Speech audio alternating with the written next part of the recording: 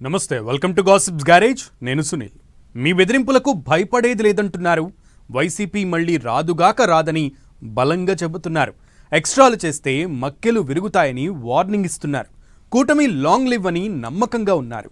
అటు చంద్రబాబు ఇటు పవన్ మాటల వెనుక ఉన్న మర్మమేంటి?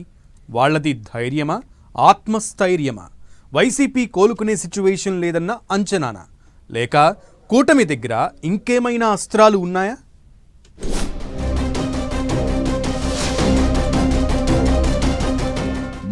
మళ్లీ అధికారం తమదేనంటున్న కూటమి పెద్దలు వైసీపీ మళ్లీ అధికారంలోకి రానే రాదని ఎలా చెబుతున్నారు? చంద్రబాబు పవన్ మాటల వెనుక ఉన్న మర్మమేంటి? వైసీపీ కోలుకోదనే అంచనాలా, లేక తమ పాలనపై నమ్మకమా? వైసీపీకి జగన్కు పవన్ వార్నింగ్లు ఎలా చూడొచ్చు? ఏపీ పాలిటిక్స్లో మళ్లీ జగన్ వర్సెస్ పవన్ ఎపిసోడ్ ఇంట్రెస్టింగ్గా మారుతోంది. ఏపీ అసెంబ్లీ ఎన్నికలకు ముందు వరకు ఆ ఇద్దరి మధ్య నెక్స్ట్ లెవెల్లో మాటల యుద్ధం కొనసాగింది. ఇక ఏడాదిగా చూస్తే జగన్ పవన్ మధ్య అప్పుడప్పుడు డైలాగ్ వార్ నడుస్తున్నా ఇష్యూ బేస్డ్ గా మాట్లాడి అక్కడితో వదిలేస్తున్నారు. ఇప్పుడు మరోసారి జగన్ వైసీపీపై పవన్ కౌంటర్లు వేస్తుండటంతో రాజకీయ వేడి రాజుకుంటోంది. జగన్ రెంటపాళ్ల పర్యటనలో ప్లకార్డులు, ఆ తరువాత ఆయన కామెంట్స్ తో పొలిటికల్ హీట్ పెరిగింది. వైసీపీ జగన్ టార్గెట్ గా పవన్ స్ట్రాంగ్ వార్నింగ్ ఇచ్చారు. తొక్కి నార తీస్తామని, మక్కెలు విరగ్గొట్టి కూర్చోబెడతామంటున్నారు పవన్. అసాంఘిక శక్తులను ఏరివేస్తామన్నారు. రోడ్డెక్కి పిచ్చి పిచ్చి వేషాలు వేస్తే అసలు ఊరుకోమంటున్నారు.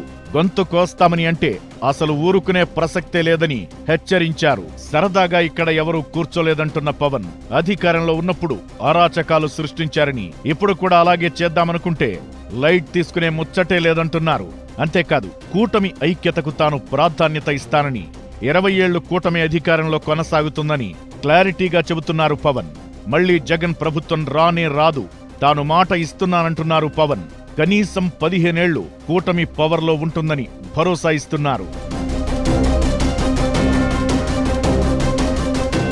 అటు సీఎం చంద్రబాబు మాట తీరులోనూ మార్పు స్పష్టంగా కనిపిస్తోంది. ప్రజలకు వాస్తవాలు చెప్పాలనే ఆలోచన బాబు ప్రసంగాల్లో స్పష్టమవుతోంది. అన్నీ చేసేశామని చెప్పడం లేదుగాని, ఊహించిన దానికంటే ఎక్కువగా చెప్పనివి కూడా చేశామని మాత్రం చెప్పగలను అంటున్నారు చంద్రబాబు. కూటమి అధికారంలోకొచ్చాక ఎక్కడ ప్రయాణం మొదలైందో, ఏడాదిలో ఏం సాధించామో ప్రజలే విశ్లేషించుకోవాలని కోరుతున్నారు. అయితే అటు చంద్రబాబు ఇటు పవన్ మాటల్లో వైసీపీ మళ్లీ అధికారంలోకి రాదనే భావన స్పష్టంగా కనిపిస్తోంది. దీని వెనక మర్మమేంటన్న దానిపై మాత్రం పెద్ద ఎత్తున డిస్కషన్ జరుగుతోంది. ఇప్పటికే సూపర్ 6 స్కీమ్లలో చాలా వరకు అమలు చేశారు. ఇంకా 1-2 స్కీమ్లు పెండింగ్ లో ఉంటే వాటిని ఎప్పట్నుంచి ఇంప్లిమెంట్ చేస్తామో షెడ్యూల్ కూడా ప్రకటించేశారు. ఇక రోడ్లు బాగు చేశారు. ఎమ్మెల్యేల పనితీరుపై ఎప్పటికప్పుడు ఫోకస్ పెడుతున్నారు. పైగా వైసీపీ వ్యవహరిస్తున్న తీరు తమకు ప్లస్ పాయింట్ గా మారుతోందని భావిస్తున్నారట కూటమి పెద్దలు. అపోజిషన్ లో ఉన్నప్పటికీ అరాచకాలు, అడ్డగోలు మాటలు మాట్లాడుతున్నారని, వైసీపీని ప్రజలు ఓడించిందే అందుకని రాబోయే ఎన్నికల్లో ఆ పార్టీకి ఓటమి తప్పదని అంచనా వేస్తున్నారట కూటమి లీడర్లు. ఒక్కొక్కటిగా అమలు చేస్తున్న స్కీమ్లు ఇప్పటికీ ప్రజల్లో వైసీపీపై వ్యతిరేకత ఉందన్న నమ్మకం, కూటమి ఐక్యతే తమను తిరిగి మళ్లీ నిలబెడుతుందని నమ్ముతున్నారట కూటమి అగ్రనేతలు. మొన్నటి ఎన్నికలకు ఇప్పటికీ కూటమికి మైలేజ్ పెరిగిందని, చంద్రబాబు పాలనపై ప్రజలకు నమ్మకం ఉందని భరోసాగా ఉన్నారట.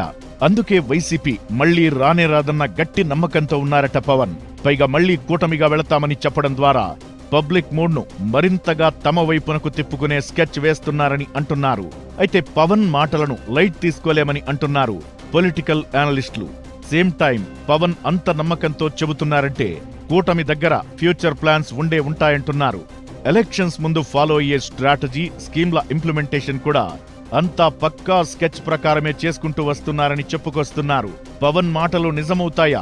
జగన్ ఒంటరి పోరు ఆయన్ను తిరిగి నిలబెడుతుందా అనేది చూడాలి మరి.